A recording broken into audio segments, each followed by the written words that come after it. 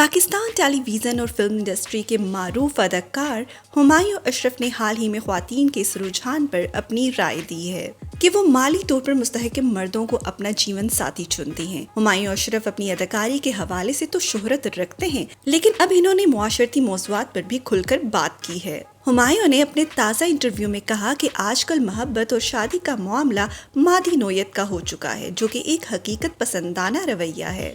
इनका कहना था आजकल मोहब्बत में भी मादी पहलू शामिल हो चुका है, ये हिसाब किताब और हकीकत पसंदी पर मबनी हो गई है और ये बिल्कुल दुरुस्त है। माली तौर पर मुस्तहकम मर्द से शादी करना एक दानिशमंदाना फैसला है और इसमें कोई हर्ज नहीं। हुमायूं ने मजीद कहा कि अगर कोई मुझे सिर्फ इस बिना पर रिजेक्ट कर दे कि मेरे पास पैसे नहीं हैं, तो मुझे कोई एतराज नहीं होगा। ये इसकी सोच है और इसे ऐसा ही करना चाहिए, क्योंकि माली इस्तेहकाम जिंदगी के बहुत से पहलुओं को आसान बनाता है।